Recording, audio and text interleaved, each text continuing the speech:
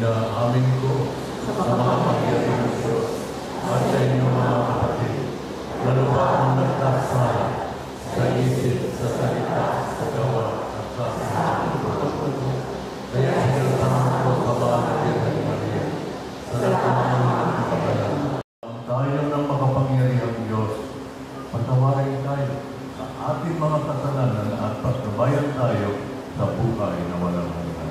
Amen. Gloria in excelsis Deo.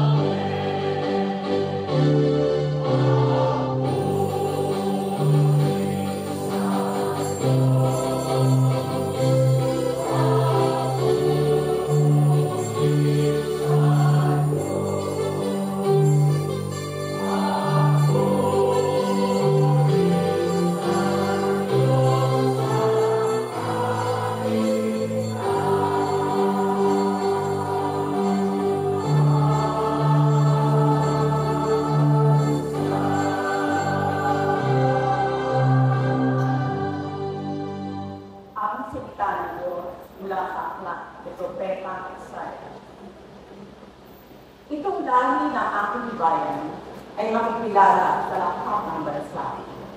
Pati anak nila ay makikilala rin sa gitna ng nagda. Sila ay kikilaling anak ng Panginoon saan man makita at tatawagin bayang pinagpapala. Hinirang ng Panginoon at ang Jerusalem sa ginawang tagapagligtas, pinupuri ikang wagas. Diyos ko, tagapagligtas, pinupuri ikang wagas. Pinupuri ko kayo po dahil sa kaloob ninyo sa akin. Pinagtatawanan ko ngayon ang aking mga kaaway ko, ang dating paralita, ang dating buo, nagsilang ng mga anak, at ang maraming sukling ay sa lungkot na sadla. Diyos ko, tagapagligtas, pinupuri ikang wagas.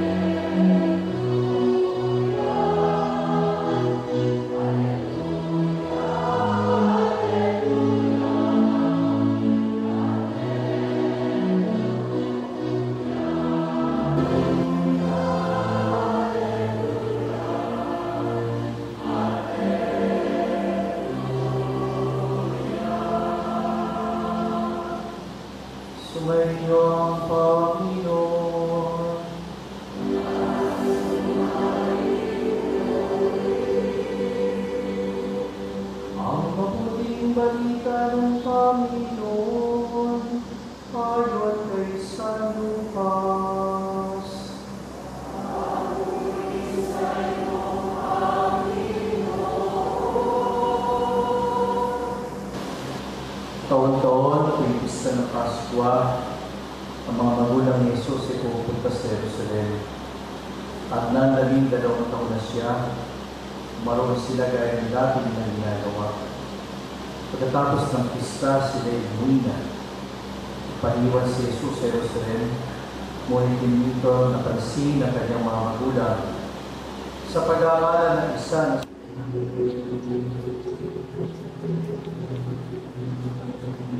Magsipon na po.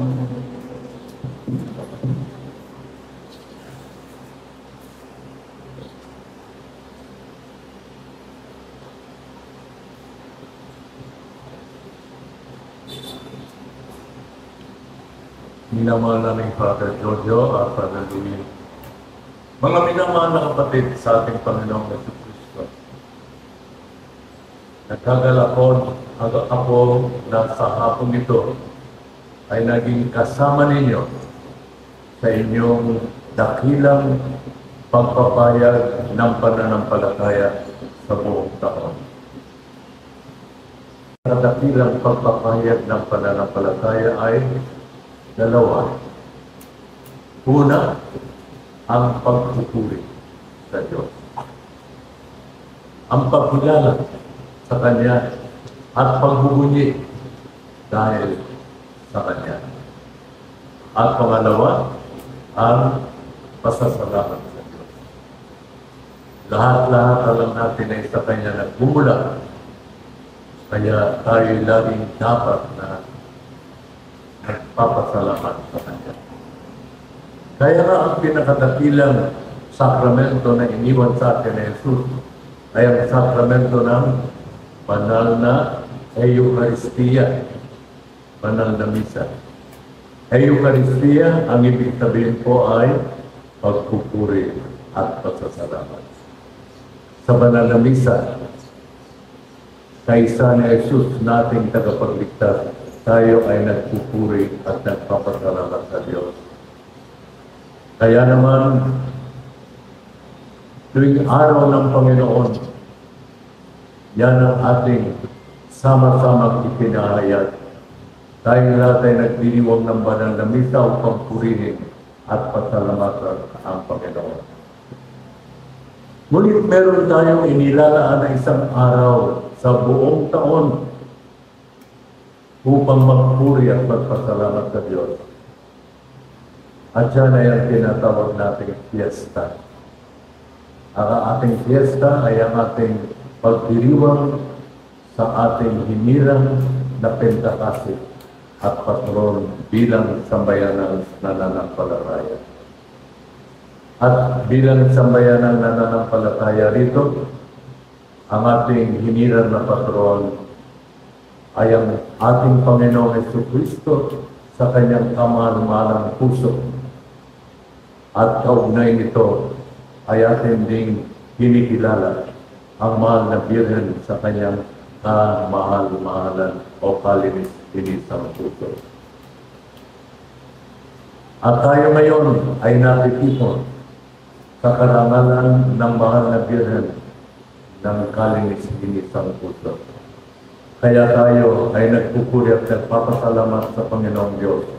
Nagpapahayag tayo ng ating pagsampalataya, pakikisa sa Kanya. At ang mahal na Birhen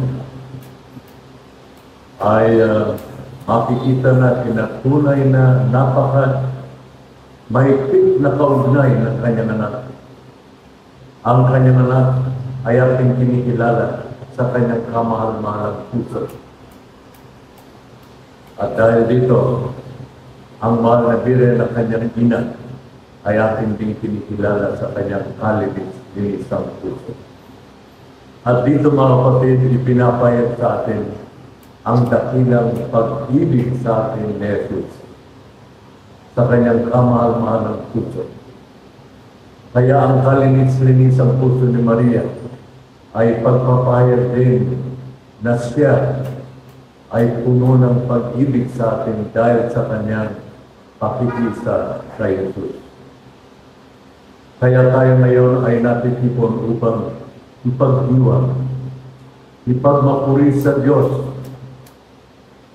pasalamatan ng Diyos sa dakilang pag-ibig niya sa atin na ipinabot sa atin sa pamamagitan ng kanyang anak na naging tao bilang ating tagapagligtas at ipinapahayag ng mahal na Birhen ang ina ng manunubos natin at ang ina ng lahat ng mga tinubos. Kaya mga kapatid, damayin natin sa pagdiriwang natin ito ng banal na Eucharistia. Ang Panginoong Diyos na kay Jesus at sa mahal na Birhen Maria ay nagpapahayag sa atin ng kanyang walang hanggang pag-ibig. At dito siya'y ating pinupuri.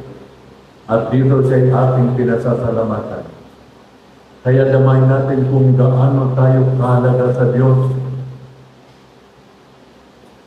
At damayin din natin kung gaano dapat maging mahalaga sa atin ang Diyos sa pag-ibig. Ang Diyos ay pag-ibig. Kaya tayong mga nilikha niya ay dapat na nabubuhay rin sa pag-ibig.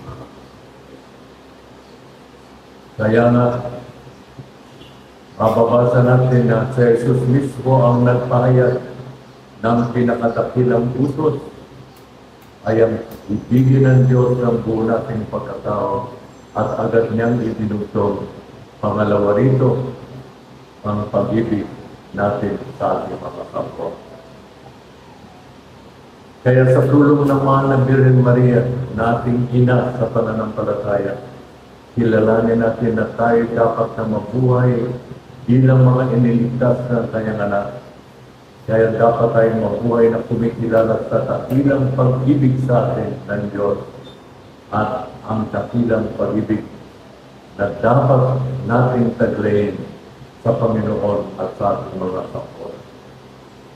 Kaya mga kapatid, sa pagdiriwang natin ng tama-tama ng puso ni Jesus at kalinis-linis ang puso ni Maria, atin din nawang maipahayag na tayong lahat ay nagsisikap na magkaroon ng pusong dakila sa pag-ibig. Tayong lahat din sa pangunguna ng mahal na Birhen Maria ay nagsisikap na makiisa sa ating tagapagligtas na Jesus sa pag-ibig sa Diyos ng buo nating pagkatao at sa ating mga kapwa katulad ng sa ating sarili.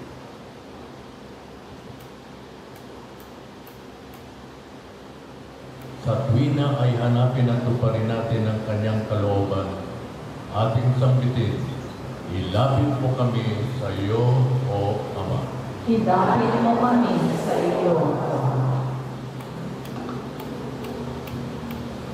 Ang simbahan naway may pakita ang kababaang loob ni Maria sa pamamagitan ng kusang loob na paglilingkod sa Diyos at sa tao. Manalangin tayo sa Panginoon. Ilapit mo kami sa iyo, Ama. Si Kristo.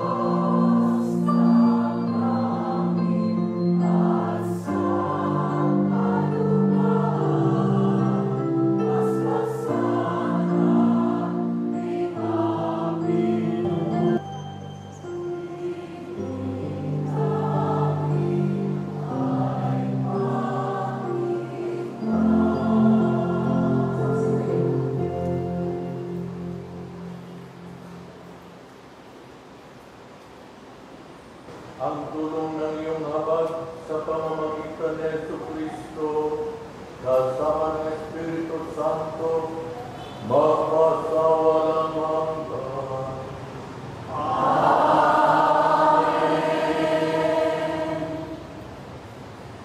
Sumainyo ang Panginoon. Itaas sa Diyos ang inyong puso at diwa.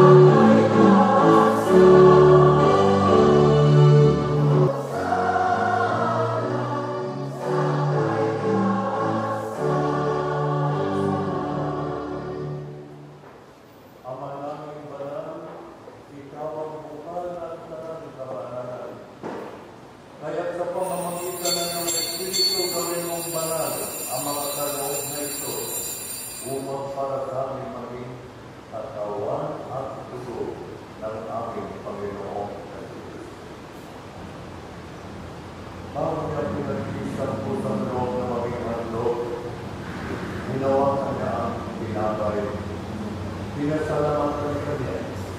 Pinaghati-hati niya yun.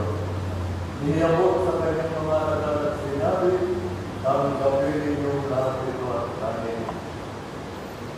Ito ang aming katawan na ihahandog para sa inyo.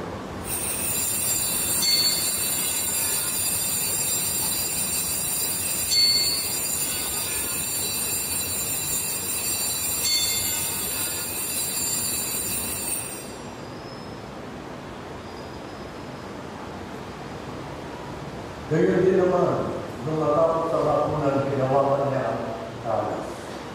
Muli kanya pinasalamatan. Inyabot niya ang kalis sa kanyang lalagad at sinabi, tanggapin ninyong lahat ito at inumin. Ito ang kalis ng aking dugo ng bago at walang hanggang tipan. Ang aking dugo ay bubuhos para sa inyo at para sa lahat sa ikapagpapatawad ng mga kasalanan. Gawin niyo ito sa paglalaan sa akin.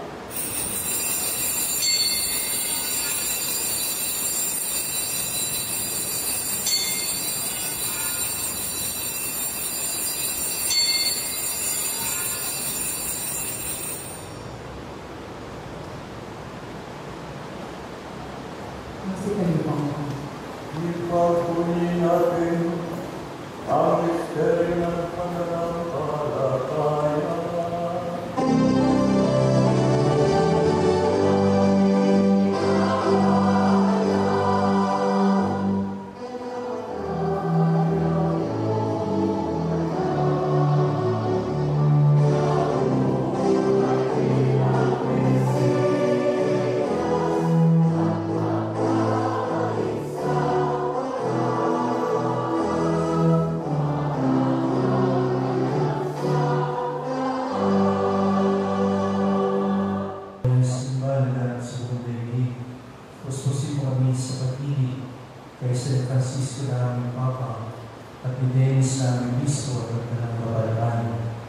Alalahanin mo rin mga kapatidan na hinday na may pag-asa sa iyo ng pagbubuhay na hindi na lahat ng mga pumanaw.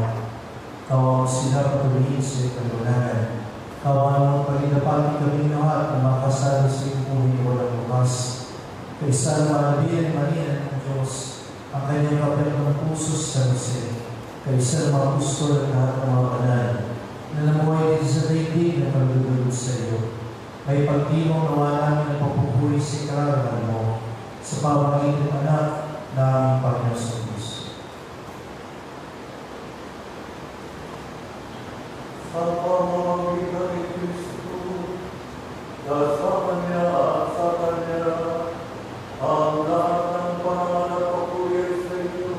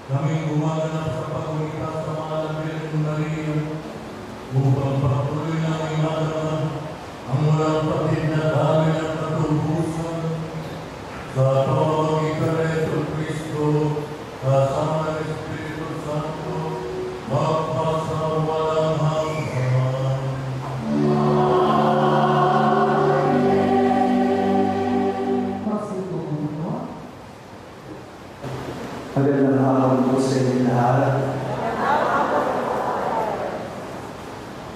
Dalawang araw ang piyesta dito sa ating parokya. Yung talagang pistahan natin ang kabanal ng puso ni Jesus o Sacred Heart of Jesus. At ang ayun pinagdiriwang natin ang kalinisan puso ni Maria ang Immaculate Heart of Mary.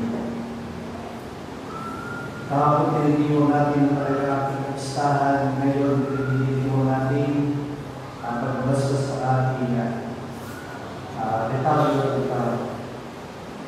Sabi ng mga dating buong parokyano na Inibita ako pumunta kahapon. Nasabi nila sa akin, napakahirap namang hanapin ng inyong simbahan. Sabi ko, kaya na ang pangalan ng Secret Heart of Jesus eh.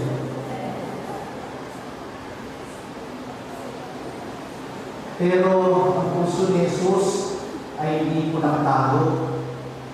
Ito'y nakalabas para makita sa atin ang kanyang tunay na pagmamahal, kumikilig, nag-aalam para sa atin lahat. Dahil dyan, gusto ko rin po ilabas sa ating puso pa sa salamat sa inyong lahat. Una-una, nais ko po pasalamatan ang ating pong naging pagdiwang ng ating pong isa ngayon, si Bishop Leo Rodriguez. Kasi nagulat ako, talagang hindi ko kami pababayaan at lagi mo kami naaalala. At kaya na ating kong Congresswoman Rina Robles.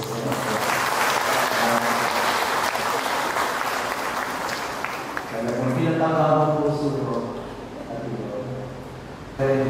Ambassador Sherry Vicario. Ganun din po sa lahat po na naging instrumental sa pagpapasaayos ng ating pong altar at santuaryo. Sina Sister Angelina Sunyas ng Mission Social Action na Fiesta Tulilan ng 2023. Brother Bert Uda ng Focus for Christ ng 2022. Kay Atty. Jaime Varela at kay Atty. Jaime Varela, mga kapatid. Sister Virgin Lendo, Sister Virgin Cruz, Sister Aida Handulero ng Mission Temporalities ng Special Project, at sa ating pong committee ngayong taong 2024, Sister Sinaida Legoria.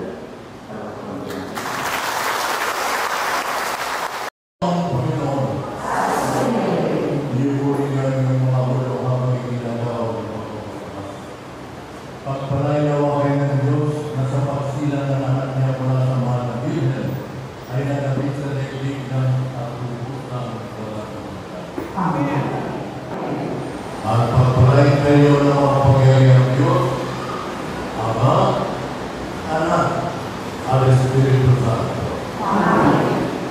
Umayo kayo sa kayaman at patuloy ang mga isang puso.